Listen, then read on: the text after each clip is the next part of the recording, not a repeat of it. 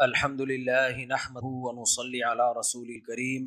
رمضان 2026 vital والوں نے پیچھے چائے کا اسٹال لگایا ہوا ہے، لیکن پبلک سے گزارش ہے کہ شور شرابہ نہ کریں۔ بہت شور کی آواز آ رہی ہے اور لوگ بیان میں ڈسٹرب ہو رہے ہیں۔ جس نے چائے پینی ہے چپکے سے لائن میں لگے، چائے لے کے آ کے یہیں بیٹھ کے پی لے، وہاں نہ بیٹھے، بیان رہ جائے گا ورنہ چائے کے چکر میں۔ تو وائٹل والوں کا بھی شکریہ کہ فری پھوکٹ کی چائے پلا رہے ہیں، جزاک اللہ۔ تو کوئی صاحب جا کے ذرا باہر ان کو خاموش کرا دیں، بولیں چائے لے کے تمیز سے اچھے بچوں کی طرح درس میں آ کے بیٹھ جائیں، یہیں بیٹھ کے پیتے بھی رہیں اور درس بھی سنیں۔ آج ہم نے 8واں پارہ پڑھا ہے، جس میں سورہ انعام کو ختم کیا اور سورہ اعراف شروع کی۔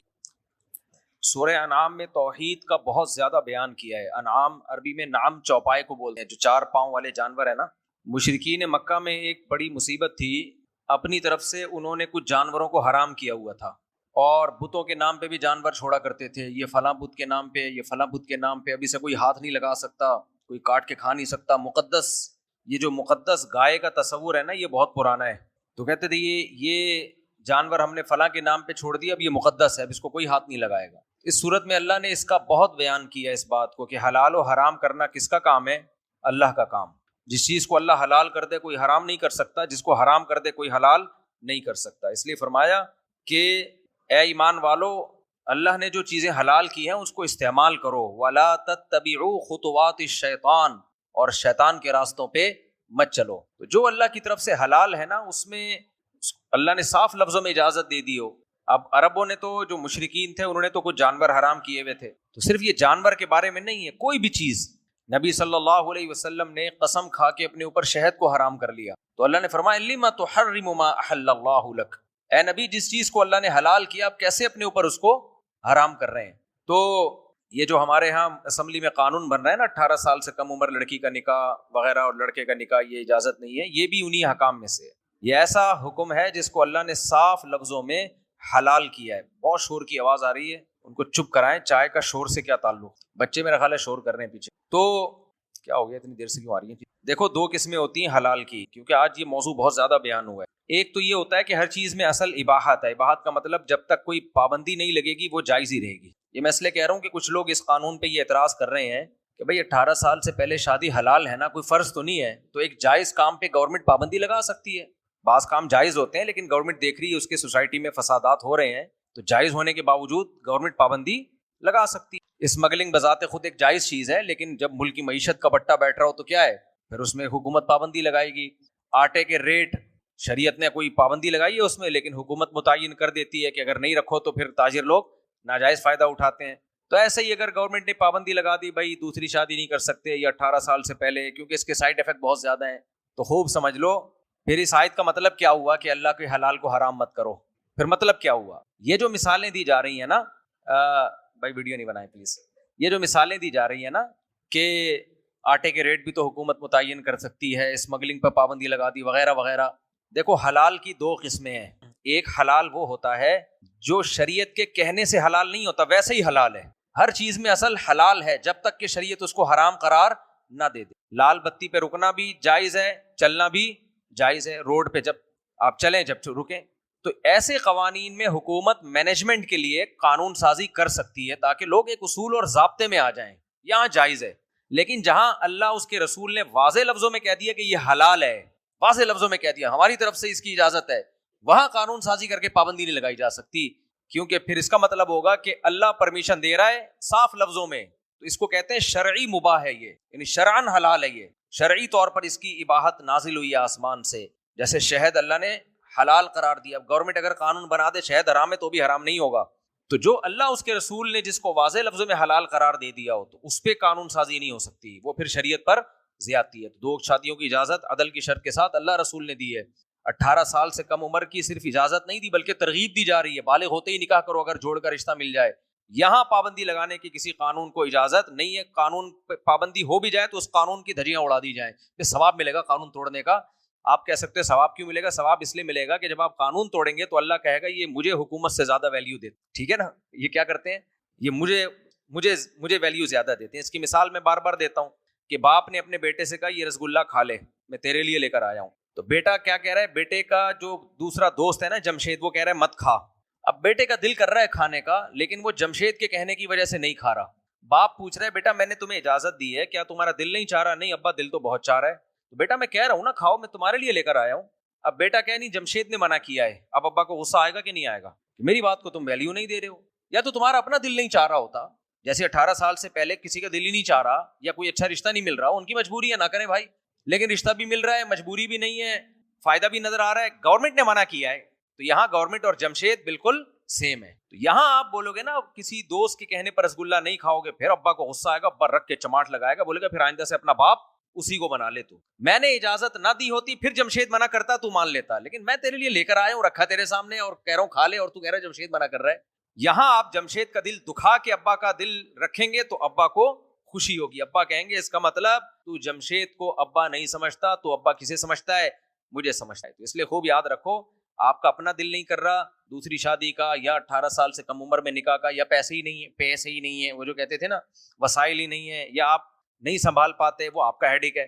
لیکن آپ کے پاس سب کچھ ہے, آپ وسائل ہیں, آپ کا دل بھی چاہ رہا ہے, رشتہ بھی مل گیا, لوگ کہہ رہے ہیں کہ یہ برا کام ہے مت کرو. اب اگر لوگوں کے کہنے سے آپ رک گئے, اس کا مطلب آپ کی نظر میں شریعت کی ویلیو لوگوں سے کم ہے اور لوگوں کی ویلیو زیادہ. تو یہاں لوگوں کی بات کو نہ ماننے میں ڈبل ثواب ملتا ہے. سمجھ میں آ رہی ہے بات؟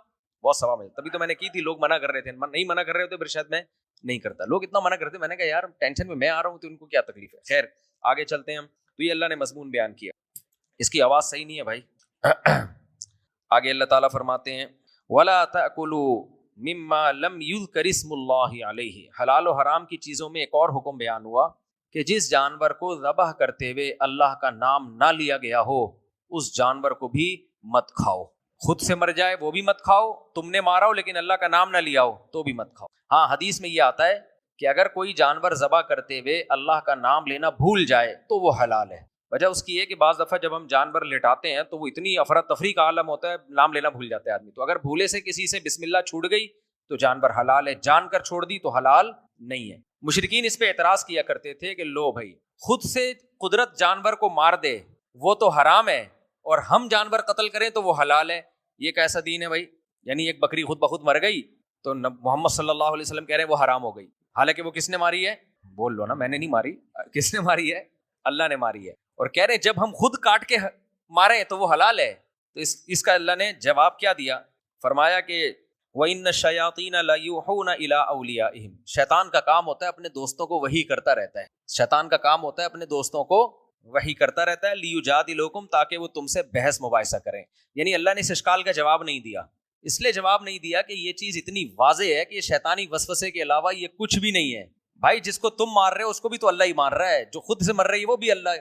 تو اللہ نے مار دیا, ناپاک کر دیا نا اس کو. حلال و حرام کا تعلق اس سے ہے کہ اس میں ظاہری یا روحانی نجاست ہے یا نہیں ہے. اگر وہ ہے تو چاہے وہ اللہ لے کر آئے یا خود سے آئے. تو اس لیے اس بےہودہ سوال کا جواب نہیں دیا. بس اللہ نے اتنا کہہ دیا کہ یہ جو سوال یہ لوگ آپ سے کر رہے ہیں اس کا منشا کیا ہے, یہ کیوں پیدا ہو رہا ہے. ان الشیاطین لیوحون الی اولیائہم. شیطانوں کا کام ہوتا ہے اپنے دوستوں کو پٹیاں پڑھاتے رہتے ہیں. کچھ اعتراضات ہوتے ہیں جو شیطان ان کو سکھا رہا ہوتا ہے. آگے اللہ تعالیٰ نے فرمایا مشرکین میں ایک بڑی مصیبت تھی نا وہ جو چوپایوں کو حرام کر لینا. تو اللہ نے 4 چوپایوں کا ان آیتوں میں خاص طور پہ تذکرہ کیا. پہلے تو اللہ نے اپنی نعمتیں بیان کی. ہاں مشرکین میں ایک بیماری یہ بھی تھی, بھوک کے خوف سے اپنے بچوں کو قتل کر دیا کرتے تھے کہ ہم غریب ہیں اور حمل ٹھہر گیا, اب حمل گرانے کی دوائیں ایجاد نہیں, نہ الٹرا ساؤنڈ سے پتہ چل جاتا تھا کہ پریگننسی ہے یا نہیں. تو اب پریگننسی ہے تو گرائیں گے تو ماں مر جائے گی, ظاہر ہے ان کو کیا پتا. تو وہ انتظار کرتے تھے, جو غریب لوگ ہیں, جو مالدار ہیں وہ ایسا نہیں کرتے تھے. غریب لوگ انتظار کرتے تھے کہ بچہ پیدا ہو چاہے لڑکا یا لڑکی. بعض لوگ تو صرف لڑکیوں کو مارتے تھے کہ لڑکی کو وہ سمجھتے تھے ہمارے لیے ایک عیب ہے یہ, اور بعض لڑکے کو بھی مار دیتے. کیوں کہ بھائی ہمارے لیے خود کھانے کے لیے روٹی نہیں ہے, اس کو ہم کہاں سے کھلائیں گے. اس کا بھی قرآن نے کہا کہ وَكَذَلِكَ زَيَّنَ لِكَثِيرٍ مِّنَ الْمُشْرِكِينَ قَتْلَ أَوْلَادِهِمْ شُرَكَاؤُهُمْ. دیکھو یہ بت پرستی ہے نا, اس بت پرستی نے ان کو کہاں تک لے کر آئی ہے یہ کہ اپنی اولاد کو قتل بھی کرتے ہیں, اتنا بڑا جرم بھی, اور اس پر لیبل بڑا اچھا لگاتے ہیں. لیبل کیا لگاتے ہیں کہ ہم ان کو تکلیف سے بچا رہے ہیں. ایک دفعہ کی تکلیف ہے مار کے ختم کر دو, بھوکے رہیں گے ہماری طرح, کبھی کھانے کو ملے گا کبھی نہیں ملے گا, در در کے دھکے کھائیں گے, اس سے بہتر ہے جان سے مار دو. کتنا بڑا ظلم بھی ہو رہا ہے, اور لیبل کیا لگایا جا رہا ہے کہ ہم تو ایکچولی ان کو مصیبت سے بچانا چاہتے ہیں. یہ مشرک اور جو لوگ بھی اللہ رسول کے قوانین کو نہیں مانتے نا, وہ اس طرح کے ظلم کرتے ہیں اچھے اچھے لیبل لگا کے. بول فلم ایک آئی تھی, اس کا ایک ڈائلاگ بڑا مشہور ہوا تھا. بیٹی اپنے باپ سے کہتی ہے جب کھلا نہیں سکتے تو پیدا کیوں کرتے ہو. وہ ڈائلاگ مجھے بھی لوگوں نے بھیجا تھا. اس میں کہتے ہیں, دکھایا کہ ایک مولوی صاحب بیچارہ بڑا غریب, بچے دے دنادن پیدا ہو رہے ہیں اس کے. اب گھر میں روٹی نہیں ہے, ایک ایک روٹی آدھی آدھی ہو رہی ہے. یہ جو عیش پرست لوگ ہوتے ہیں نا, ہوس کے پجاری, ان کی نظر میں دولت ہی سب کچھ ہے. اسلام ہمیں بتاتا ہے کہ کسی کو پیسہ ملے گا, کسی کو نہیں ملے گا. فاقے بھی اللہ کی نعمت, پیسہ بھی اللہ کی نعمت, تو دونوں میں تم نے کیا کرنا ہے؟ صبر. یہ کوئی ناکامی نہیں ہے. دیکھو جب دنیا ہی کو سب کچھ مان لیا تو جس کے پیٹ میں روٹی نہیں ہے وہ تو ناکام ہے نا. لیکن یہ بنیاد ہی غلط ہے. اسلام کہتا ہے دنیا سب کچھ ہے ہی نہیں, کوئی بات نہیں, فاقوں میں صبر کرو. اور نبی نے جو حکم دیا نا نسل بڑھانے کا, وہ ان لوگوں کو حکم دیا جو غربت میں بچوں کو قتل کر دیا کرتے تھے. سمجھ میں آ رہی ہے بات کہ نہیں آ رہی؟ ان کو حکم دیا نسل بڑھاؤ. یہ جو فلسفہ ہی سارا یہاں سے جڑ سے ختم ہو جاتا ہے. تو اس فلم میں یہ ڈائلاگ دکھایا گیا تھا. اچھا, اس بول فلم کی ایکٹریس کا پھر میرے پاس فون بھی آیا چند مہینے پہلے, اور اس نے کہا میں نے آپ کا بیان سنا ہے اور میں نے توبہ کی ہے دل سے.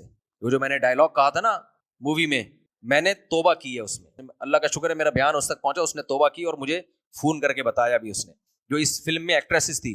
تو وہ لڑکی اپنے باپ, یہی ایکٹریس تھی, یہ اپنے باپ سے کیا کہہ رہی ہے جب روٹی ووٹی کم پڑ گئی نا, تو کیا کہہ رہی ہے, جب کھلا نہیں سکتے تو پیدا کیوں کرتے. میں لوگوں میں کافی چلا پھرا کرتا تھا, تو میں نے دیکھا دکانوں پہ جو اس فلم کے تذکرے ہوئے, تو لوگ کہہ رہے ہیں یار بات تو صحیح کی, جب کھلا نہیں سکتے تو بھی پیدا کیوں کیا ہے. اس سے پتہ چلتا ہے کہ ہماری فلمیں, ڈرامے لوگوں کی کھوپڑی خراب کرنے میں کتنا بڑا کردار ادا کرتی ہیں. حالانکہ اس کے کتنے خطرناک سائیڈ ایفیکٹ ہیں اس ڈائلاگ کے. جب بھی دیکھو دنیا میں ہر جگہ مالداری ہے کیا, کہیں غربت ہوتی ہے, ہمیشہ سے چلا آ رہا ہے. کسی کو اللہ نے دولت دی, کسی کو نیچے ہاتھ والا بنایا, ہمیشہ سے چلا آ رہا ہے یہ. تو یہ نہیں ہو سکتا کہ غربت پوری دنیا سے ہمیشہ کے لیے ختم ہو جائے. کوئی مالدار ملک ہوں گے, کوئی غریب ملک ہوں گے. جو مالدار ملک ہیں وہ بھی تو ان غریبوں کی وجہ سے مالدار ہیں, اور ان مالداروں کی وجہ سے یہ غریب ہیں. یہ تو رہے گا دنیا میں اصول. لیکن اس فلم دیکھنے کے بعد جو غریب بچے ہیں وہ اپنے ماں باپ پر کتنا بڑا الزام لگا سکتے ہیں, حالانکہ ان کو زندگی کس کی وجہ سے ملی؟ والدین کی وجہ سے. کیسے روکھی سوکھی کر کے ماں باپ نے ان کو کھلایا ہوگا, کبھی ایک وقت کھلا دیا, کبھی نہیں کھلایا, لیکن جو ایک ٹائم بھی کھلایا وہ بھی ان کا احسان ہے, ان باپ کی محنت ہے. وہ کسی دن ذرا سا ناغا ہوا کھانے میں, تو جن بچوں نے وہ مووی دیکھی ہوگی وہ اپنے باپ سے یا ماں سے کہیں گے نہیں کہ جب تمہارے پاس اسکولوں کی فیس کے پیسے نہیں تھے تو پیدا. یہ صرف روٹی تک بات نہیں رکتی ہے, صرف روٹی تھوڑی انسان کی ضرورت ہے. روٹی کے بعد پھر انڈے بھی ہیں, پروٹین بھی ہے, پھر بیلنس ڈائٹ بھی ہے, پھر اس کے بعد اسکولوں کی فیسز بھی ہیں, پھر ٹیوشن کی فیسز بھی ہیں, پھر اسکولوں کی بھی کوئی انتہا نہیں ہے. سٹی اسکول, بیکن ہاؤس بھی ہیں, اور غریبوں والے اسکول بھی ہیں. پھر میٹرک کے بعد یونیورسٹی بھی ہے, پھر یونیورسٹی میں ایک سے ایک یونیورسٹی ہے, پھر یہاں کی یونیورسٹیاں بھی ہیں, پھر جرمنی کی یونیورسٹیاں بھی ہیں. کہیں نہ کہیں تو باپ آ کے ہاتھ روکے گا نا. تو ایسے موقع پہ بیٹا کیا کہے گا, جب پڑھا نہیں سکتے تھے تو پیدا کیوں کیا. ہوس کی کوئی انتہا نہیں ہے, کوئی انتہا نہیں ہے. ہر بچہ ماں باپ کا باغی بنے گا, اور بنے وہی ماں باپ جن کے سامنے شریعت نے جھکنے کا حکم دیا تھا کہ چاہے غریب ہوں چاہے مالدار ہوں, یہاں تک کہ مشرک اور کافر بھی ہوں, تو اللہ کہتے ہیں ان کے ساتھ اچھا سلوک کرو کیونکہ تمہارے یہ محسن ہیں. آپ بتاؤ جب ماں یا باپ کو اولاد یہ تانا دے دے کہ جب کھلا نہیں سکتے, میرے بیان جب سے چل رہے ہیں نا, اس کے بعد کہتے ہیں جب شادی نہیں کر سکتے تھے ہماری تو پیدا کیوں کی. اب یہ چلنا شروع ہو گیا, صحیح ہے. تو کتنا بڑا تانا دیں گے کہ نہیں دیں گے, یہ فلموں ڈراموں نے بنا دیا ہے. تو میں نے جب وہ کلپ دیکھا نا تو میں نے اس پہ بیان ریکارڈ کروایا تھا. میں نے کہا کہ میں اگر باپ ہوتا اور یہ بیٹی میری ہوتی اور مجھے کہتی کہ جب کھلا نہیں سکتے تھے تو پیدا کیوں کیا, تو میں اس کو جواب دیتا نمبر وار. نمبر ایک, پہلا جواب یہ دیتا کہ اگر تجھے کھلایا نہیں ہے تو اتنی بڑی کیسے ہو گئی, بغیر کھائے اتنے بڑے ہو سکتے ہیں, بولو اتنی بڑی کیسے ہو گئی. نمبر دو, کم کھایا ہوتا تو باپ کی آنکھوں میں آنکھیں ڈالنے کا کانفیڈینس نہیں. اتنے کانفیڈینس کے ساتھ باپ کی آنکھوں میں آنکھیں ڈال کے کہہ رہی ہے, اس کا مطلب اضافی کھایا ہے. یہ تھوڑے کھانے والے میں اتنا کانفیڈینس, اتنی طاقت نہیں آتی. تیسرا جواب میں یہ دیتا کہ مجھ سے غلطی ہوئی, میں نے آپ کو پیدا کر لیا, لیکن یہ غلطی ایسی نہیں ہے کہ جو ریورسیبل نہ ہو. یہ ریورس بھی ہو سکتی ہے. یہ پسٹل, یہ گولی یہاں رکھو, ختم, ریورس ہو جاؤ واپس, جہاں سے آئے تھے وہیں واپس. بھائی تمہیں یہ احساس ہونا غلط پیدا ہو گئے, آپ کہہ سکتے ہو موت کی تکلیف ہوتی ہے, سنا ہے یہاں مارو, تو میں کبھی مار کے نہیں دیکھا, کوئی ٹرائی نہیں کر لینا, ٹھاک کرو, ختم. نہیں تو ایسے ڈاکٹر امریکہ میں میرے جاننے والے ہیں جو کہتے ہیں کہ ایسے طریقے سے بھی موت کے طریقے ایجاد ہو گئے جس سے مرو پتہ ہی نہ چلے. بھائی وہ اگر وہ جو نہیں مری میں جو بچے بےچارے گاڑی کے اندر انتقال کر گئے تھے, وہ گاڑی میں کون سی گیس تھی بھر گئی تھی, ہیلیم گیس نہیں تھی, کوئی اور تھی, کاربن مونو آکسائڈ. یہ گیس ایسی ہے, میں نے بہت ڈاکٹروں سے اس کے بارے میں پوچھا ہے, وہ کہتے ہیں کہ یہ ایسی گیس ہے کہ جو آدمی کو سلا دیتی ہے، اس کے بعد پتہ ہی نہیں چلتا کب پتلی گلی سے وہ نکل گیا. تو اگر بھائی یہ والے سے تکلیف ہو رہی ہے تو کاربن مونو آکسائڈ ہے چیمبر ویمبر میں، جاؤ سو جاؤ، اچانک وہاں پہنچ جاؤ. یعنی یہ غلطی ایسی ہے، یہ کیا بات ہے کہ آپ ریورس بھی نہیں ہو رہے، زندہ بھی رہنا چاہ رہے ہو، اور جن کی وجہ سے زندگی ملی ان کو تم یہ تانا دے رہے ہو کہ تم نے ہمیں پیدا کیوں کی. یہ ظلم زیادتی ہے یا نہیں ہے؟ کتنا بڑا ظلم، کتنی بڑی زیادتی. اور جتنا کھلایا وہ بھی انہوں نے ہی کھلایا ہے، اپنے خرچے پہ نہیں کھایا تم نے، اپنے خرچے پہ نہیں کھایا، وہ ابھی اب تک انہوں نے ہی کھلایا تمہیں. یہ ہے اچھے لیبل. تو یہی لیبل لگا کے مشرکین مکہ، وہ منافق نہیں تھے، وہ کہتے تھے کہ غلط پیدا ہو گیا، کھلا نہیں سکتے، ٹھا کر کے کیا کرو، تلوار سے یا جس طریقے سے بھی مارنا ہے مار دو. قرآن نے کہا نا یہ تمہارے لیے حلال نہیں ہے. کیوں؟ اللہ نے فرمایا یہ کم بختوں کا جو شرک ہے نا، کیونکہ خدا کو نہیں مانتے نا تو پھر عقل غلط گائیڈ کرتی ہے. اس شرک نے ان کو اس جرم پہ مجبور کیا. اور اللہ نے فرمایا قد خسر الذین قتلوا اولادہم سفہا بغیر علم، تحقیق برباد ہو گئے، خسارے میں چلے گئے وہ لوگ جنہوں نے اپنی اولاد کو حماقت میں قتل کیا. یعنی قیامت کے دن میں ان کو نہیں چھوڑوں گا. بغیر علم، بغیر کسی علم، دلیل کو بھی کہتے ہیں، بغیر کسی دلیل کے اپنی اولاد کو تم نے قتل کر دیا. تو آگے اللہ پھر اپنی نعمتیں بیان کر رہا ہے. وَهُوَ الَّذِي أَنشَأَ جَنَّاتٍ مَّعْرُوشَاتٍ وَغَيْرَ مَّعْرُوشَاتٍ وَالنَّخْلَ وَالزَّرْعَ، پھیلے ہوئے باغات، اٹھے ہوئے باغات. اور وَالنَّخْلَ، دیکھو ہم نے تمہارے لیے کھجور کے درخت پیدا کیے. اور وَالنَّخْلَ وَالزَّيْتُونَ، زیتون کے درخت، کتنا بہترین تیل نکلتا ہے زیتون سے. کمال کی بات ہے، ہمیں جب تیل نکالنا ہوتا ہے کتنا گہرا کھودتے ہیں، مشینیں آتی ہیں کیونکہ زمین میں تیل اوپر نہیں ہے. ہمارا رب کیا کرتا ہے، زیتون کی ٹہنی لگاؤ، پتہ نہیں گوبر مٹی پانی کے ملاپ سے کیا عمل ہوتا ہے، ایسا بہترین تیل وجود میں آتا ہے درختوں میں، اس کے پھلوں میں، اس کی ٹہنیوں میں، کہ اس سے بہتر تیل کوئی ہو نہیں سکتا. اللہ کہتے ہیں وہ زیتون میں نے پیدا کیا. والرمانہ، اور انار میں نے پیدا کیا. کلوا من ثمرہ اذا اثمر، جب یہ درخت پھل دیا کریں ان کے پھلوں کو کھایا کرو. وآتوا حقہ یوم حصادہ، اور جب فصل کٹنے کا ٹائم آئے تو اس کا حق ادا کیا. شریعت میں کیا حکم ہے، جب بھی کھیتی کٹے گی کافر کیا کرتا ہے، کھا جاتا ہے ساری کی ساری، بیچ کے پیسہ کما لے گا. اس کی مرضی کسی ٹرسٹ میں دے یا نہ دے، چیریٹی کرے نہ کرے، اس کا ہیڈیک ہے. کرے گا بھی تو انسانیت کے جذبے سے، خدا کو خوش کرنے کے لیے نہیں. سمجھ میں آ رہی ہے بات؟ کافر بھی چیریٹی کرتے ہیں لیکن کس کے لیے، کہ بھائی ایز اے ہیومن ہم سب کو ایک دوسرے کی کیئر کرنی چاہیے بس.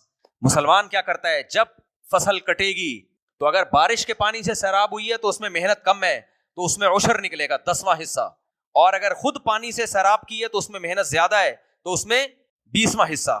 عشر اور نصف عشر کہتے ہیں 10ویں حصے کو. جب بھی کھیتی کٹے گی آتوا حقہ یوم حصادہ، مسلمان اس میں سے 10واں یا 20واں حصہ کہاں بانٹ دے گا، غریبوں میں. اس لیے نہیں کہ ایز اے ہیومن ہمارا فرض بنتا ہے، نا نا نا نا نا. مسلمان کہتا ہے خدا نے اس کھیتی کو زمین سے اگایا ہے، اس کا مالک میں نہیں ہوں، لہذا وہ کہہ رہا ہے کہ میں نے دی ہے. ما کان لکم ان تنبتوا شجرہا، تم نے ان درختوں کو اپنے ہاتھوں سے پیدا نہیں کیا، یہ رمان، انار، انگور، کھجور یہ میں نے بنائے ہیں.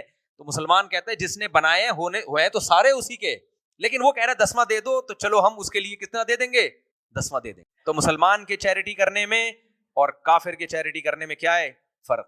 کافر جب چیریٹی کرے گا تو وہ یہ ذہن میں رکھے گا کہ تھا میرا لیکن میں نے ان کو بھی دے دیا.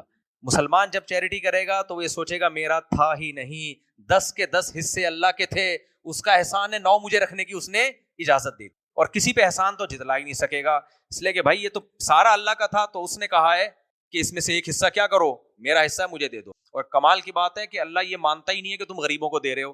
اللہ کہتا ہے جتنا دے رہے ہو یہ اصل میں مجھے دے رہے ہو. یہ غریب لوگ میری طرف سے نمائندہ بن کے قبول کر رہے ہیں، وکیل بن کے، اصل میں تم کسے دے رہے ہو، مجھے دے رہے ہو. من ذا الذی یقرض اللہ قرضا حسنا، تبھی قرآن کہتا ہے کون ہے جو مجھے قرضہ دے گا. باہر جو ہے نا خاموش کرا دیں ان کو اس سے پہلے کہ میری کھوپڑی آؤٹ. اچھا بھائی آگے ہم چلتے ہیں. آگے اللہ فرماتے ہیں دیکھو اس کی نعمتیں ہیں، 8 قسم کے جانور اس نے تمہارے لیے حلال کر دیے، ان میں سے کوئی بھی حرام نہیں. ثمانیۃ ازواج، کتنی قسمیں ہیں بولو، 8. الگ سے اللہ ان کو ہائی لائٹ کر رہے ہیں.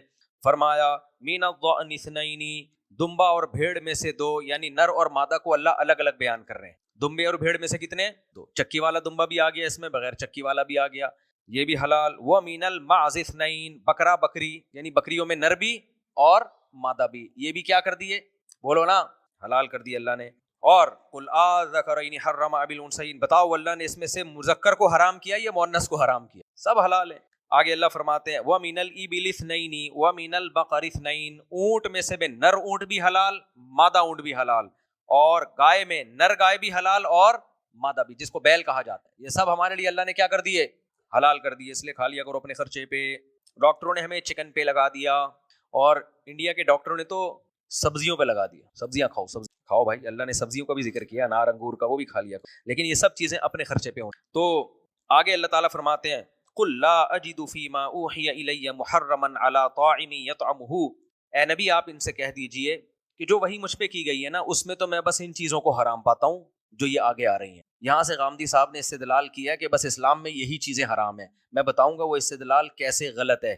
وہ کہتے ہیں الا یکون میتتن، مردار ہونی چاہیے، او دمم مسفوحا، بہتا ہوا خون، یہ بھی حرام، او لحم خنزیر، خنزیر کا گوشت حرام، او فسقا اہل لغیر اللہ بھی، یا وہ جانور جس پہ اللہ کا نام نہ لیا گیا، وہ غیر اللہ کا نام لیا۔ تو کہتے ہیں دیکھو قرآن کیا کہہ رہے ہیں، بس یہی چیزیں حرام ہیں، حالانکہ اس کے علاوہ بھی بہت ساری چیزیں حرام ہیں۔ کتا کیا ہے؟ اس آیت میں ہے کتے کا تذکرہ، کتا چاہے 100 دفعہ بسم اللہ اللہ اکبر پڑھ کے ذبح کر لو، حرام ہی رہے گا۔ کیا خیال ہے؟ بلی پہ جتنی مرد حج کر کے طواف کر کے نا بلی کو ذبح کرو، پھر بھی کیا رہے گی؟ حرام۔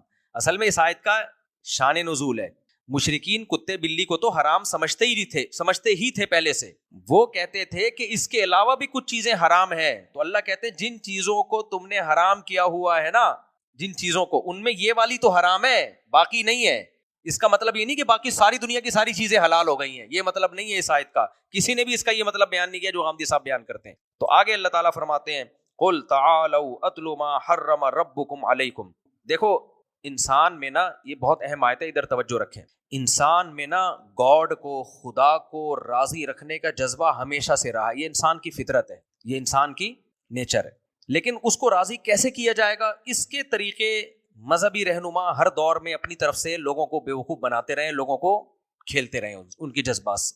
ہر مذہب میں ہے، مسیحیوں میں کیا ہے، آپ جو جتنے مرضی گناہ کریں، پادری کے سامنے آ کے آپ اعتراف کریں، جرمانہ ہوگا، پینلٹی دیں، پتلی گلی سے نکلیں، ہوتا ہے کہ نہیں ہوتا؟ اسی طرح جو بت پرست ہیں ان کے الگ کام ہیں، یہ ہم نے مثال کے طور پر گائے کو مقدس بنا لیا انہوں نے، کہ جو بھگوان ہے خدا خوش ہوگا گائے کی پرستش کرنے سے، گائے کا گوشت نہیں کھانا، یہ نہیں کرنا، وہ نہیں کرنا، وغیرہ وغیرہ۔ تو اسی طرح مشرکین مکہ نے بھی کیا ہوا تھا کہ یہ ہم چھوڑ دیں گے تو اس بت کے نام پہ تو کون خوش ہوگا؟ اللہ خوش ہوگا۔ اس جانور کے پیٹ میں اگر نر ہے تو وہ حرام ہے، نر پیدا ہوا تو وہ حلال ہے، مادہ پیدا ہوا تو پیدا ہوئی تو وہ، اس طرح کی فضول چیزیں گڑی ہوئی تھی۔ اللہ نے ان سب پہ نا ان آیتوں میں تلوار چڑھا دی کہ رب کو اس سے کوئی غرض نہیں ہے جو چیزیں تم نے وضع کی ہوئی ہیں۔ ہمارے معاشرے میں اس کی مثال ملے گی، ہماری سوسائٹی میں، کہ فلانے کا انتقال ہو گیا تو قرآن خوانی جو نہیں کرے وہ ڈائریکٹ جہنم میں جائے گا، یہی ہے نا؟ کیا خیال ہے؟ حلیم میں دیگ نہیں پکا رہا، اس کا تو امام حسین سے محبت ہی نہیں ہے۔ حلیم میں سبیل، محرم میں سبیل نہیں لگا رہا، اس کا مطلب اس کو امام حسین سے ذرا بھی لگاؤ نہیں ہے۔ ربیع الاول میں عید میلاد النبی نہیں منا رہا اور اچھے کپڑے نہیں پہن رہا، تو وہ کیا ہے؟ سوائے ابلیس کے جہاں میں سبھی تو خوشیاں منا رہے ہیں، تو یہ خوشیاں نہیں منا رہا تو یہ جہنم میں جائے گا۔ ہر شخص نے، ہر ایک نے کچھ نہ کچھ، مسلمانوں میں بھی ہیں، غیر مسلموں میں بھی ہیں۔ اللہ نے ان آیتوں میں بتایا قل، اے نبی ان سے کہہ دیجئے تعالو، ادھر آؤ، آؤ میں تمہیں بتاتا ہوں۔ کتنا زبردست انداز ہے نا قرآن کا، آؤ میں تمہیں بتاتا ہوں خدا کن چیزوں سے خوش ہوتا ہے، کن چیزوں سے ناراض۔ ان رسومات کا اللہ کو راضی کرنے یا نہ کرنے سے کوئی تعلق نہیں۔ کتنا پیارا انداز ہے نا، جیسے کوئی بندہ کنفیوز ہو کہ یعنی اس کو راستہ نہیں مل رہا، اس نے جانا ہے لانڈھی، انڈا موڑ پہ کھڑا ہوا ہے، اس کو جانا کہاں ہے؟ لانڈھی۔ اب وہ پریشان ہے، ایک رکشے والے سے پوچھتا ہے لانڈھی کی طرف، وہ کہتا ہے ایسا کر یہاں سے یوں جا، پھر سیدھے ہاتھ پہ ٹرن مار، وہ کٹھی پہاڑی کی طرف بھیج دیا اس کو۔ دوسرا کہتا ہے ابے نہیں یہ غلط بتا رہے، تو ایسا کر یہ ناگن کی طرف نکل، وہاں سے رائٹ پہ ٹرن مار۔ تیسرا کہتا ہے ابے ادھر آ، یا ایسا نہیں یہاں سے یوں ٹرن مار۔ آپ دیکھ رہے ہو اور آپ بڑے آدمی ہو، جس آپ کی ویلیو اس کی نظر میں ہے، آپ نے دیکھا یہ بیچارہ بوکھلا جائے گا، تو آپ کیا کرتے ہو؟ ادھر آ یار، چھوڑ دے ان لوگوں کو، چھوڑ دے۔ ایسے ایڈریس بتا رہے ہوتے ہیں، ہم نے خود دیکھا، ابے چھوڑ یار۔ ہم بھی کئی بعض دفعہ ایڈریس پوچھ رہے ہوتے تھے نا، تو کہتے ادھر جا، پھر یوں جا، پھر یوں، ایک مصیبت پر دیتے تھے، تو کوئی سمجھدار آدمی کہتا ہے یار مولوی صاحب ادھر آؤ یار کیوں مولوی صاحب کو بیوقوف بنا رہا ہے بیچاروں کو، بیچارے کدھر جائیں گے؟ ان کو لاہور میں نئے آئے ہیں، ملتان میں پہلی دفعہ آئے ہیں، تو ان کو کیا پتا ادھر جاؤ ادھر جاؤ، ادھر آؤ یار، آؤ یار ادھر بیٹھو، آؤ میں تمہیں بتاتا ہوں یار، سیدھا یہاں سے W11 پکڑو، آخری اسٹاپ وہی ہے جہاں تم نے اترنا ہے۔ کیا خیال ہے؟ سمجھ میں آئی بات؟ تو ایسے موقع پہ جب کوئی بوکھلا گیا ہو تو ایسے موقع پہ اس کو سمجھانے کا طریقہ کیا ہوتا ہے؟ اب ادھر تو یہاں بھی اللہ نے نبی سے فرمایا کہ آپ ان سے کہہ دیجئے، کوئی کہہ رہا ہے گائے کا پیشاب مقدس ہے، اس کی ہم پوجا پاٹ کریں گے تو اللہ خوش ہوگا، کوئی کہتا ہے اپنے ہاتھ سے مورتیاں بناؤ، ان میں خدا کی بھگوان کی روح آئی ہوئی ہے، اس کے سامنے جھکو گے تو خوش کون ہوگا؟ اوپر جو بھگوان ہے وہ خوش ہوگا۔ کوئی کہتا ہے کہ بھائی گوشت کھانا چھوڑ دو کیونکہ اس میں جانوروں کو کاٹا جاتا ہے، ظلم ہوتا ہے، صرف آلو پیاز ٹماٹر کھایا کرو، اس سے بھگوان یا خدا خوش ہوگا۔ کوئی کہتا ہے کہ بھئی گناہ کر کے پادری کے پاس آیا کرو، معافی مانگ لو اور پیسے دے دو، غلے میں ڈال دو، اس سے خدا کیا ہوگا؟ بولو، خوش ہوگا۔ کوئی کہتا ہے شادی بالکل نہ کرو، ایسے بھی لوگ ہیں، ننگ دھڑنگ زندگی گزارو، بیوی بچوں کے بغیر جنگل میں جا کے اللہ اللہ کرو۔ عیسائیت میں یہ رہبانیت بھی آئی ہے، رہبانیت، سب کچھ چھوڑ دو، جنگل میں جا کے کس کی عبادت کرو؟ خدا کی۔ ایسے بھی بہت سے لوگ ہیں یا نہیں ہیں؟ اور بدھسٹ میں تو بہت بڑی تعداد، میں نے خود دیکھی ہے، بدھسٹ ایک مذہب ہے، وہ لوگ یہی کرتے ہیں، سر پہ بال بھی نہیں رکھتے، زینت چھوڑ دیتے ہیں، زینت نہیں اختیار کرتے، کپڑے سلے ہوئے نہیں پہننے، بالکل کہتے ہیں ہم خدا کے لیے وقف ہو گئے ہیں۔ مسلمان جو حج میں کرتے ہیں نا تھوڑے دن کے لیے، وہ پوری زندگی کے لیے کر دیتے، کہتے ہیں اس سے خدا کیا ہوگا؟ خوش۔ تو انسان کیا ہو رہا ہے؟ بوکھلا رہا ہے نا، یار خدا کو کیسے خوش کروں؟ اللہ نے کہا تعالو، ان سے کہو ادھر آؤ، ادھر آؤ، میں تمہیں بتاتا ہوں، ادھر آؤ، ادھر آؤ۔ ان سب تکلفات کی کوئی ضرورت نہیں ہے، آؤ ہم تمہیں بتاتے ہیں۔ اتلو ما حرم ربکم علیکم اللہ تشرکوا بہ شیئا، تمہارا رب کن چیزوں سے ناراض ہوتا ہے؟ سب سے پہلی بات، جس نے بنایا ہے اس کے ساتھ کسی کو شریک مت کرو۔ کیا مطلب؟ اسی کے سامنے سر جھکے گا، اسی کے سامنے رکوع، اسی کی تعریف، اسی کو حاجت روا، اسی کو مشکل۔ باقی سب انسان مخلوق فقیر ہونے میں برابر ہیں۔ سب کس کے فقیر ہیں؟ اللہ کے۔ انتم الفقراء الی اللہ، سب کے سب اللہ کے محتاج، کسی کے پاس اختیارات نہیں ہیں، سارے اختیارات اکیلے کس کے پاس ہیں؟ اللہ کے پاس ہیں۔ شرک مت کرو۔ نمبر 2، وبالوالدین احسانا، اللہ کے بعد سب سے پہلے سوال ہوگا تم سے تمہارے والدین کے بارے میں، کیونکہ اللہ کی محبت بھی بغیر مطلب کے ہوتی ہے، اور والدین کی اولاد سے محبت بھی بغیر مطلب کے۔ باقی ہر محبت مطلبی۔ جمشید سے آپ کو دوستی ہے، لنگڑا ہو جائے، بوجھ بننا شروع ہو جائے، ابے ہٹا یار، کوئی مصیبت آ جائے، ابے ہٹا بھائی اس کو، حتیٰ کہ میاں بیوی بھی نفرت کرنا شروع کر دیتے ہیں ایک وقت کے بعد۔ لیکن ماں باپ میں اولاد میں جو جتنا کمزور ہے، ماں باپ سب سے زیادہ محبت اسی سے کریں۔ نابینا ہوگا محبت کریں گے، پاؤں سے معذور ہوگا اور محبت کریں گے، جو جتنا غریب ہوگا اس پہ اور زیادہ ترس آئے گا، اور نہیں آ رہا تو آنا چاہیے، اگر نہیں آ رہا، بعض دفعہ نہیں آ رہا ہوتا آج کل کے ماں باپ کو، خیر۔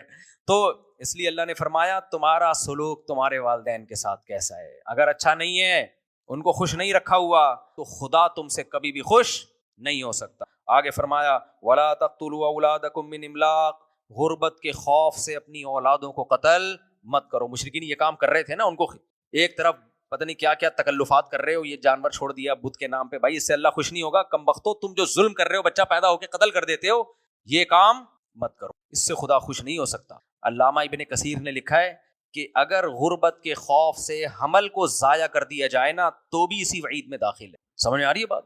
اور علماء کا اس پر اتفاق ہے کہ اگر بچوں کو اس خوف سے روکا جائے کہ میں کھلاؤں گا کہاں سے، وہ بھی اسی وعید میں داخل ہے، کیونکہ قرآن کہہ رہا ہے نحن نرزقکم وإیاہم، ہم تمہیں بھی روزی دیں گے اور ان کو بھی روزی دیں گے۔ تو حمل روکنا اگر اس بیس پہ ہے کہ بچے سنبھالنا مشکل ہو رہے ہیں، جائز ہے، روک سکتے ہیں آپ۔ اس بیس پہ ہے کہ ماں کی صحت برداشت، یعنی صحت بہت کمزور ہو چکی ہے، تھوڑا وقفہ کر لو، جائز ہے۔ بعض لوگوں کو بچے پسند ہی نہیں ہوتے، نہ پیدا کرو، نعمت ہے، نہ لو نعمت، کوئی زبردستی کی نعمت نہیں ہے کہ اللہ تمہارے متھے لازمی تھوپ رہا ہے اس کو۔ میاں بیوی کی شادی ہو گئی، آپ میڈیکل کالج میں پڑھ رہے تھے، سیٹنگ ہوئی، لڑکی سے سیٹنگ ہوئی، میں تبھی کہتا ہوں 2 سال ابھی باقی تھے، 2 سال نکاح کو ڈیلے مت کرو، نکاح کر لو بھائی۔ اب خطرہ یہ ہے کہ اگر لڑکی کے بچہ پیدا ہو گیا تو آپ کی جو وائف ہے وہ تو ابھی یونیورسٹی میں پڑھ رہی ہے، وہ پڑھ نہیں پائے گی، کوئی بات نہیں، بچہ 2 سال کے لیے کر لو نا، ڈیلے کر لو، نکاح میں تاخیر مت کرو، زنا کرنے سے کروڑا گنا بہتر ہے، کیا کر لو، نکاح کرو۔ ایسی صورت میں بچے کو ڈیلے کیا جا سکتا ہے۔ بھائی پڑھائی ہے، ایکچولی ابھی میں نے تم سے، ہوتا یہی ہے نا کہ جہاں آپ کو کوئی آنکڑا ہو گیا یونیورسٹی میں، اب ماں باپ شادی نہیں کر رہے ہوتے کہ نا ایکچولی ابھی ہماری بچی نہیں پڑھنا ہے، پھر وہ بیڑا غرق کر دیتے ہیں پڑھائی کے چکر میں اس کا، وہ پڑھ لکھ کے بڑی خاتون تو بن جاتی ہے، بیوی بنانے کے لیے پھر کوئی تیار نہیں ہو رہا تھا اس کو، تو ایسے میں کیا ہے بھائی کوئی بات نہیں، شادی کر لو۔ تو وہ کہتے ہیں بھائی شادی کر کے پڑھائی کیسے ہوگی؟ ابے شادی کر کے کیا ہو رہا ہے، یہ یہاں سے آیا کرتی تھی پڑھنے کے لیے باپ کے گھر سے، اب شوہر کے گھر سے جائے گی، کیا خیال ہے؟ آئیں گے دونوں گاڑی میں بیٹھ کے پڑھیں گے، کتنا اچھا لگے گا دیکھنے میں، اور یونیورسٹی میں لوگ پوچھیں گے آپ دونوں کون ہیں؟ یہ میری وائف، جو کل تک وہاں بیٹھتی تھی اس سیٹ پہ، وہیں سے آنکڑا ہوا، اور اس آنکڑے کو ہم نے کیا کر دیا، شریعت نے کہا ہے آنکڑا ہو تو کیا کرنا ہے، نکاح کر لو. لن تر للمتحابین مثل النکاح, صحیح حدیث ہے, دو محبت کرنے والوں میں نکاح سے بہتر کچھ بھی نہیں. ادھر بھی آنکڑا ادھر بھی آنکڑا, کوئی بات نہیں, سیٹنگ فوراً اس سیٹنگ کو کس میں تبدیل کر لیا, نکاح میں تبدیل کر لیا. بھائی چلو اب شادی ہو گئی ہے, اب ماں باپ بولیں گے ایکچولی وہ پڑھائی ہوئی نکاح شادی کوئی بچوں کا کھیل نہیں ہے. بھائی شادی بہت آرام سے ہو جاتی, کوئی ٹینشن کی بات نہیں ہے. گواہ لاؤ, میں نکاح رجسٹر کر کے دے دوں تمہیں, ٹھیک ہے, فیس بھی نہیں لوں گا. وہ سو کہتے فیس دینی, میں نہیں لیتا. جو کہتا ہے نا مجھے فیس نہیں دینی, میں کہتا ہے بھاڑ میں جا, تو شادی کر لے, فیس کے چکر میں فیس کتنی ہے 8,000 7,000 ایسے فیس نہ لے, تو ہم اپنے جیب سے نادرہ کی فیس دیں گے اور تیری شادی کرا دیں گے بغیر استغفر, یعنی غیرت مند آدمی کی. اچھا لیکن میرے بھائی کر لو. ہاں اولاد کے بعد مسئلہ ہو سکتا ہے لڑکی کی پڑھائی میں, بھئی بچہ ہو گیا, پریگننسی میں بھی کوئی مسئلہ نہیں ہوتا, لیکن بچہ ہونے کے بعد فیڈ کرانا ہے, بچے کو تھوڑی لے کے جائے گی وہ. تو جو مالدار ہیں ان کے لیے تو کوئی مسئلہ نہیں ہے, آیا رکھیں گھر میں, اور جو غریب ہیں تو کوئی بات نہیں, ڈیلے کر دیں اولاد. تو ایسی صورت میں اولاد حمل روکنا اس میں کوئی حرج نہیں ہے. صحابہ کرام بھی جب سفر میں ہوتے تھے ان کو یہ خطرہ ہوتا تھا بھی پریگننسی ہوئی تو سفر میں حمل کی تکلیفیں بیوی کے لیے اٹھانا مشکل ہوگا, تو وہ حمل روک لیا کرتے تھے وقتی طور پہ. تو یہ جائز ہے. لیکن آج کل جو روکا جا رہا ہے نا, زیادہ تر دو وجہ سے روکا جا رہا ہے. ایک تو زیادہ بچوں پہ شرم آتی ہے, اس بیس پہ بھی علماء نے لکھا ہے حرام ہے, کیونکہ جس چیز کو قرآن نے نعمت کے طور پہ بیان کیا اس پہ فخر کرنے کے بجائے شرمندہ ہونا, تو یہ کس پہ اعتراض ہے, اللہ پہ. آج کسی کو بتایا نا میرے 10 بچے ہیں, لوگ کہتے ہیں اوئے کیا کر رہا ہے, پھر وہ شرمندہ ہوتا ہے کاش میرے نہ ہوتے. اور دوسرا اس کا دوست جمشید کہتا ہے میرے اتنے نہیں ہوں گے کیونکہ لوگ مذاق اڑائیں گے. تبھی تو میں کھل کے 19 بچوں کی رپورٹیں پیش کرتا ہوں, کیونکہ سیکولر لبرل طبقے میں اس سے میرا مذاق اڑتا ہے, اور مجھے اس بات پہ اپنا مذاق اڑوانے میں مزہ آتا ہے. کیا آتا ہے, مزہ. کم وقت تمہیں خدا نے اولاد سے محروم کیا, خدا کی قسم دنیا میں بچوں سے بڑی نعمت کوئی ہے. اب جب بھی گھر میں جاتا ہوں نا, چھوٹے بچے ایک عجیب سی کھلکھلاہٹ ہوتی ہے, بندروں کی طرح لگے ہوئے ہوتے ہیں, ادھر گھسا ہوا ہے. میں قرآن لے کے بیٹھتا ہوں نا گھر میں, بچے بھی آ جاتے ہیں, یوں ہلنا شروع کر, کتنا اچھا لگتا ہے. مصلے پہ کھڑے ہو وہ بھی آ کے کھڑے ہو جائیں گے, آپ یہ والی انگلی اٹھا رہے ہو وہ یہ والی انگلی اٹھائیں گے. بچوں سے بڑی خوبصورت انٹرٹینمنٹ دنیا میں ہے ہی نہیں. میں نے ابھی کچھ دن پہلے اپنے جو بچے میرے بڑے ہو گئے, مجھ سے پوچھے بغیر بڑے ہوئے, اگر بتا کے ہوتے میں ہونے ہی نہیں دیتا ان کو بڑا. ان کی بچپن کی ویڈیو دیکھ رہا تھا, اتنی پیارے پیارے لگ رہے تھے. میں نے کہا کمبختو تم بڑے ہوئے کیوں, کیسے پیارے پیارے ہوتے ہیں, اتنی بڑی نعمت ہے, اللہ نے ان بیچاروں کو محروم کر دیا مذہب سے بغاوت کے نتیجے. تو پھر یہ ہمارا مذاق اڑا رہے ہیں, اتنے بچے. تو اڑانے تو کوئی بات نہیں, اللہ نے ہمیں نعمت دی ہے, اور یہ اسلام نہ ہوتا تو ہمارے اتنے بچے نہیں ہوتے. تو اس لیے علماء نے لکھا دو وجہ سے یہ بالکل حرام ہے. ایک, بچوں میں عار محسوس کرنا, ذلت محسوس کرنا. نمبر 2, کھلاؤں گا کہاں سے ان کو, اس بیس پہ حمل روکنا حرام. باقی جائز ہے, کسی اور بیس پہ روکا جا سکتا ہے. آگے اللہ تعالیٰ فرماتے ہیں کہ لا تقتلوا اولادکم من املاق, غربت کے خوف سے اولادوں کو قتل مت کرو. یہ وہی مشرک لوگ تھے جو اولاد کو قتل کرتے, لیکن جب اسلام قبول کیا تو اسی غربت میں, وہ غربت بڑھی ہے وقتی طور پہ, وہ تو بعد میں فتوحات ہوئی ہے نا بہت بعد میں. پھر جو صحابہ کی اولادیں ہوئی ہیں, میں نے اپنی کتاب میں لکھا ہے کس کس صحابی کے کتنے بچے تھے. حضرت علی رضی اللہ تعالیٰ عنہ غربت کی انتہا پہ تھے, اور 30 بیٹے ان کے جن کے کتابوں میں نام لکھے ہوئے ہیں. کس کے, سیدنا علی ابن ابی طالب کے. انس ابن مالک کے, وہ کہتے ہیں 100 بیٹے تو انہوں نے زندگی میں اپنے چلتے پھرتے دیکھے ہیں, اور کہتے ہیں 120 بچوں کو میں اپنی زندگی میں دفن کر چکا ہوں. اس لیے نہیں کہ بچپن میں مر گئے تھے, اس لیے کہ انس ابن مالک کی عمر بہت زیادہ تھی, کیونکہ نبی نے ان کو 4 دعائیں دی تھی انس ابن مالک کو. اچھا یہ 120 بچے ایک بیوی سے نہیں ہو سکتے, اس زمانے میں باندیاں بھی ہوتی تھی, لیکن تھے تو بہرحال اتنے نا, تھے تو کتنے.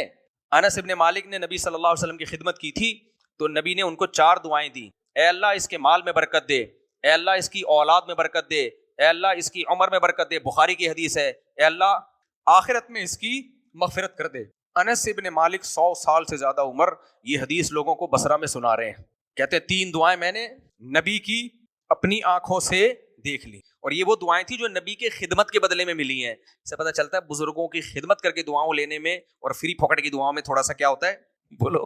ماں باپ کی خدمت کر کے دعائیں لینا اور فری پھوکٹ کی دعائیں, دونوں میں جان میں کیا ہوتا ہے, فرق ہوتا ہے. تو ایک تو پیغمبر کی دعا ویسے ہی جاندار, پھر وہ خدمت کے طور پہ. تو کہتے ہیں میں نے 3 دعائیں تو دیکھ لی ہیں. نبی نے دعا دی تھی مال دے, کہتے ہیں بصرہ میں میرے باغات ہیں, کسی کا باغ سال میں 2 مرتبہ پھل نہیں دیتا, میرا باغ سال میں 2 دفعہ پھل دیتا, اتنا مال ہے. اور کہتے ہیں سارا صدقہ کر دیتا ہوں میں, سارا کیا کر دیتا ہوں, صدقہ. دوسرا, عمر کہتے ہیں اتنی لمبی ہو گئی ہے کہ مجھے زندہ رہتے ہوئے شرم آنے لگی ہے, میرے ساتھ کے جتنے تھے سارے جا چکے. زندہ رہتے ہوئے کیا آ رہی ہے, شرم آ رہی. اور کہتے ہیں بچے میرے اتنے کہ میری بیٹی امینہ نے مجھے بتایا کہ میں 120 بچوں کو دفن کر چکا ہوں. یعنی وہ تو زیادہ عمر کی وجہ سے، ان میں کچھ شہید ہوئے ہوں گے، اس وقت تو جہاد بھی بہت ہو رہا تھا نا، بہت زیادہ لوگ شہادتیں بھی بہت ہوتی. اور کہتے ہیں چوتھی جو دعا تھی نا مغفرت، اس کی اللہ سے امید لگا کے بیٹھا ہوں کہ جس اللہ نے 3 دعائیں قبول کی ہیں وہ آخرت میں مغفرت بھی کرے گا. تو آگے اللہ نے فرمایا وَلَا تَقْتُلُوا وَلَا تَقْرَبُوا الْفَوَاحِشَ مَا ظَهَرَ مِنْهَا وَمَا بَطَنَ. بے حیائی کے کاموں کے قریب بھی مت جاؤ. ڈرامے، فلمیں، ٹک ٹاک پہ لڑکیوں کو دیکھنا، فحش موویز دیکھنا، لڑکیوں سے آنکڑے دیکھو اعتکاف میں بھی لوگ موبائل لے کے بیٹھے ہوئے ہوتے ہیں، گرل فرینڈ سے بات ہو رہی ہے. یہ گرل فرینڈ نہیں ہے بھائی اسلام میں. Girlfriend boyfriend is equal to گدھا پلس گدھی، کیونکہ گدھا گدھی کے ساتھ فزیکل ریلیشن قائم کرتا ہے وداؤٹ میرج. انسان عورت کی طرف جاتے ہیں بیوی بنا کے، اس کے علاوہ کوئی بھی راستہ حلال نہیں ہے. تو اللہ کہتے ہیں بے حیائی چاہے چھپی ہوئی ہو چاہے ظاہر ہو، اس کے قریب بھی مت جاؤ، اللہ کو پسند نہیں. آگے اللہ نے فرمایا وَلَا تَقْتُلُوا النَّفْسَ الَّتِي حَرَّمَ اللَّهُ. کسی انسانی جان کو قتل مت کرو. وَلَا تَقْرَبُوا مَالَ الْيَتِيمِ. یتیم کے مال کے قریب مت جاؤ. یتیم اصل میں ایک سائن ہے کمزور، کیونکہ کمزور ہی کا مال کھایا جاتا ہے. کسی بھی کمزور کے مال کو آپ کو کھانے کی اجازت نہیں ہے. آگے فرمایا وَأَوْفُوا الْكَيْلَ وَالْمِيزَانَ بِالْقِسْطِ. لوگوں کے ساتھ جب معاملات کرو، خرید و فروخت کے معاہدے کرو تو ناپ تول میں کمی مت کرو. ناپ تول میں کمی کا مطلب کیا ہے؟ اپنا حق لینے کی باری آتی ہے تو پورا لیتے ہو، دینے کی باری میں ڈنڈی مارتے ہو، یہ مت کرو. یہ صرف آلو پیاز ٹماٹر پہ اطلاق نہیں ہوتا.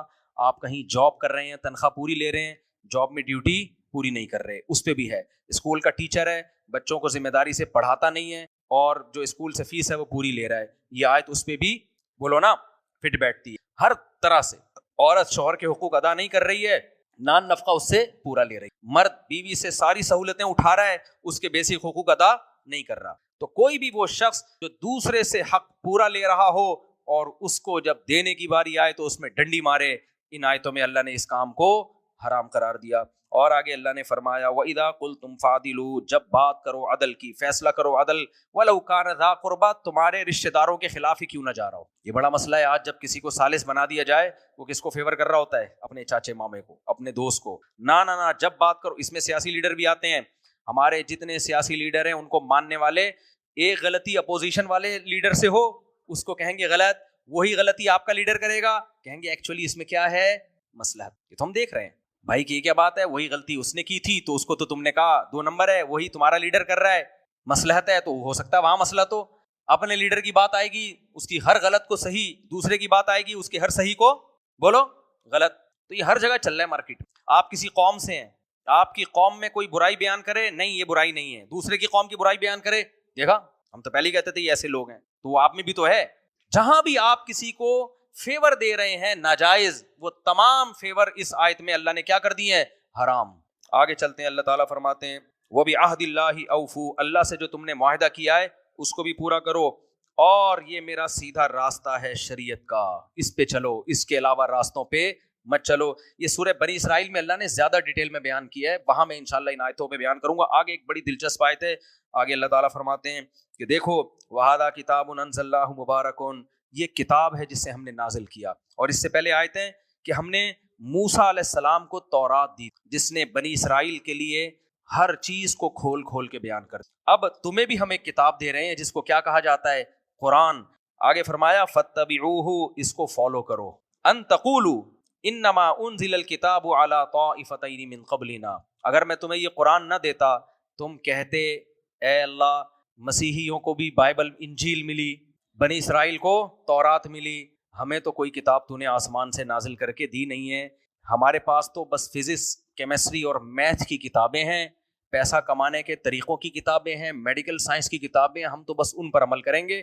ہمارے پاس خدا کی طرف سے تو کوئی ہدایت نامہ آیا ہی نہیں ہے جس میں لکھا ہو کہ کیا کرنا چاہیے اور کیا نہیں کرنا چاہیے. لہذا ہم تو گورنمنٹ کے لا کو دیکھیں. امریکہ میں امریکہ کے لا کو دیکھا جاتا ہے، ان کے ہاں زنا لیگل ہے، تو ہم بھی کیا سمجھیں گے؟ معاذ اللہ زنا کو لیگل. وہ شراب کو لیگل سمجھتے ہیں، ہم بھی لیگل سمجھیں گے.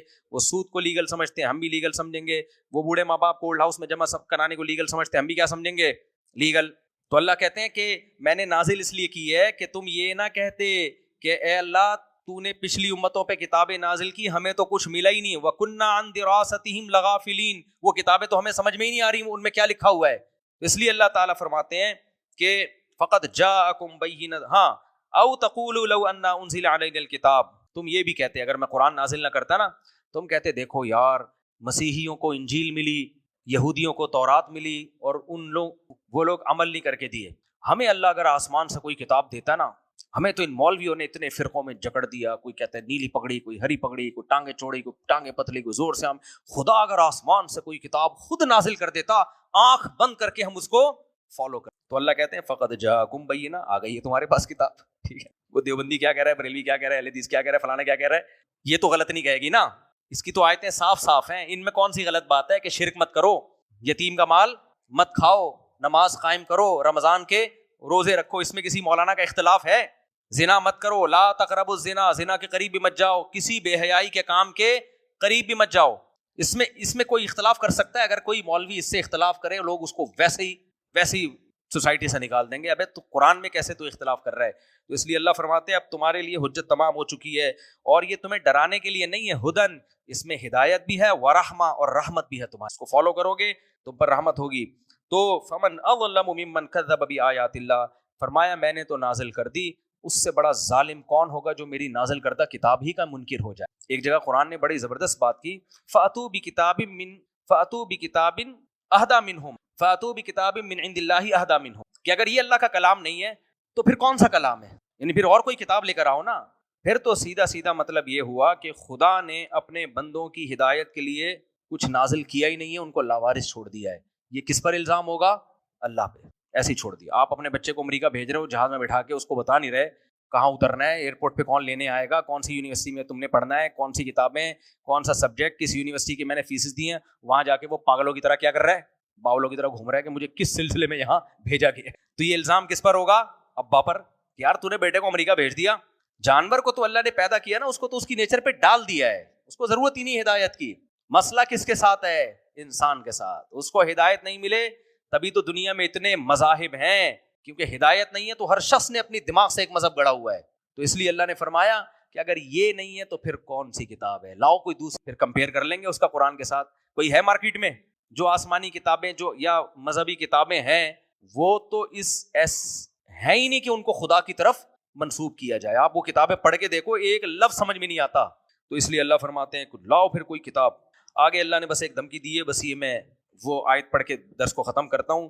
هل ينظرون الا ان تأتيهم الملائکہ، اللہ فرماتے ہیں دلائل سے میں نے حجت تمام کر دی ہے، اب یہ انتظار کر رہے ہیں فرشتے اتریں، او یأتی ربک، اللہ خود آسمان سے آئے، یا کوئی بہت بڑا ان کو معجزہ دکھا دوں میں، جیسے سورج کا مغرب سے نکلنا۔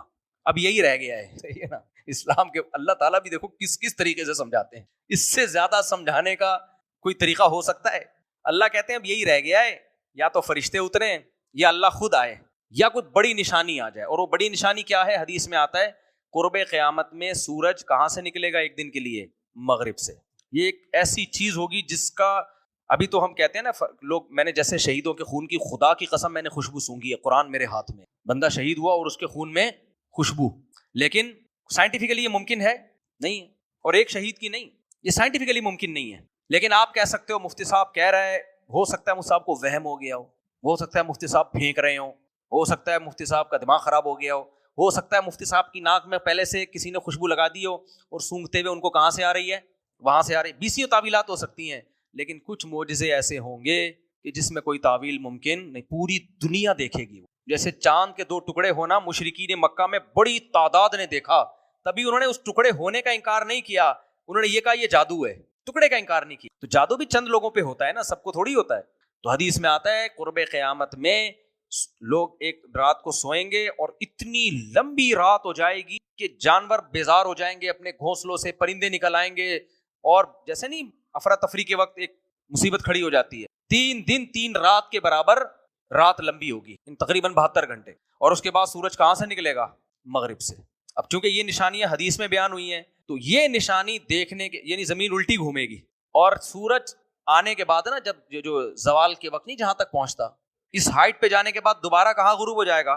مغرب میں، اور پھر معمول کے مطابق دوبارہ چلنا شروع ہو۔ تو حدیث میں آتا ہے کہ جب لوگ یہ نشانی دیکھ لیں گے، قرآن میں بھی اللہ نے فرمایا یوم یاتی بعض آیات ربک، تیرے رب کی بعض آیات جس دن ظاہر ہو جائیں گی، لا ينفع نفسا ایمانها، تو پھر اس وقت کسی کا ایمان لانا اس کو فائدہ اس وقت پھر کسی کا ایمان لانا، کوئی کافر مسلمان ہو جائے گا اور اللہ اس کے اسلام کو قبول نہیں کرے گا. لم تکن آمنت من قبل، جو اب تک ایمان نہیں لایا تھا، او کسبت فی ایمانہا خیرا. اسی طرح کسی مسلمان نے یہ نشانی دیکھ کے گناہوں سے توبہ کر لی تو توبہ قبول نہیں ہوگی. ایمان تو قبول ہے کیونکہ وہ پہلے سے ہے، تو اس وقت جو نیک اعمال کرنے والے تھے وہ آگے نیک اعمال کریں گے تو ان کو تو ثواب ملتا رہے گا. لیکن جنہوں نے یہ نشانی دیکھ کے کافر مسلمان ہو گیا، اس کا اسلام قبول نہیں، اور جس مسلمان گناہگار نے توبہ کر لی اس کا اسلام تو قبول ہے کیونکہ وہ تو پہلے سے تھا، لیکن گناہوں سے اس کی توبہ قبول نہیں. اب وہ گناہ کی زندگی چھوڑ بھی دے گا نا تو اس گناہگار ہی لکھا جائے گا. تو اللہ کہتے ہیں یہی نشانی رہ گئی ہے. تو یہ حدیث سے ثابت ہے، بڑی بڑی نشانیاں جو ہے نا، عیسیٰ ابن مریم آئیں گے، سب نشانیوں کے بعد توبہ کا دروازہ کھلا ہوگا. دجال کے آنے کے بعد، حضرت مہدی کے آنے کے بعد، حضرت عیسیٰ ابن مریم کے نازل ہونے کے بعد. لیکن یہ والی جو نشانی آئے گی تو اس کے بعد توبہ کا دروازہ بند ہو جائے گا. آگے اللہ نے بس نبی کو حکم دیا ہے کہ آپ ان سے کہہ دیجئے ان صلاتی ونسکی ومحیای ومماتی للہ رب العالمین، کہ میرا جینا، میرا مرنا، میری نماز اور میری عبادت یہ سب کس کے لیے؟ اللہ کے لیے. تو مسلمان جو کچھ بھی کرتا ہے کس کو خوش کرنے کے لیے؟ اس کی زندگی میں صرف ایک اللہ ہے. اللہ تعالی ہم سب کو سمجھنے کی، عمل کی توفیق عطا فرمائے. کیا ہے بھائی سوال ہے بھائی؟ مفتی صاحب میرے ایک دوست نے مسئلہ پوچھا کہ ہم کوریا میں کرایہ تو مسجد میں استعمال ہو سکتا ہے، لیکن ریسٹورنٹ میں صرف خنزیر شراب ہی بکتا ہے تو پھر تو اس ریسٹورنٹ کی آمدن جائز نہیں ہے. اگر ریسٹورنٹ کی بلڈنگ ہے، بلڈنگ کرائے پہ دی ہوئی ہے تو اس بلڈنگ کا کرایہ جائز ہے، وہ ہر جگہ استعمال ہو سکتا ہے کیونکہ اس بلڈنگ میں کچھ بھی ہو سکتا ہے. تو اس ریسٹورنٹ میں اگر کوئی غلط کر رہا ہے تو وہ اس کا ہیڈ ایک ہو. اچھا ایک چھوٹی سی بات کرنی تھی. الحمدللہ ہمارے علاقے میں ابھی جو کام ہو رہا ہے نا، گٹر لائنیں ڈل رہی ہیں بڑے عرصے کے بعد. تو یہ حافظ کیا نام ہے ان کا، جو عاطف صاحب ہیں جماعت اسلامی کے، عاطف نعیم صاحب، حافظ نعیم نہیں ہے، عاطف صاحب ہیں، عاطف صاحب ہیں. ہم گئے بھی تھے ان کے پاس، ریکویسٹ کی تھی کہ علاقے میں کام شروع کرایا جائے. تو الحمدللہ پورے علاقے میں انہوں نے کام شروع کر دیا. تو ان کا شکریہ تو بنتا ہے میرا. تو میں چاہ رہا تھا ان کا ریکارڈڈ شکریہ ادا کر دوں. تو اللہ ان کو جزائے خیر دے. کتنی گندگی پڑی ہوئی ہے آپ دیکھو. میں تو اس راستے سے گزرنا ہی چھوڑ دیا، میں نے راستہ ہی تبدیل کر لیا. تو انشاءاللہ یہ گندگی ختم ہو جائے گی. تو جو بھی علاقے کے منتظمین میں کوئی بھی اچھا کام کرے تو اس کو اپریشیٹ کرنا چاہیے. تو یہ عاطف صاحب جو جماعت اسلامی کے، اللہ ان کو جزائے خیر دے پورے علاقے کی طرف سے، کہ انہوں نے ایک ذمہ داری کا ثبوت دیا. اب کھدائیاں ہو رہی ہیں، لائنیں ڈل رہی ہیں. انہوں نے کل وعدہ کیا، کل 2:30 بجے آئے ہوئے تھے، میں بھی گیا تھوڑا سا، میں نے کہا اپریشیٹ کرتا ہوں جا کے. انہوں نے کہا کہ ہم گلی میں پیور بھی لگائیں گے. کیا دن ہوگا جب ہماری گلیوں میں کیا لگے ہوں گے؟ پیور. میں تو سوچ کے پریشان ہو رہا ہوں کیسا ہوگا. ایسا تو نہیں میں یوں ماروں آنکھ کھل جائے. خیر اللہ کرے لگ جائے پیور. جس دن پیور لگیں گے تو ایک اور شکریہ، ہم تو شکریہ ادا کر سکتے ہیں، دعائیں کر سکتے ہیں. اللہ تعالیٰ ان کے زندگی میں برکت دے اور کام کی مزید توفیق. جزاکم اللہ احسن الجزا.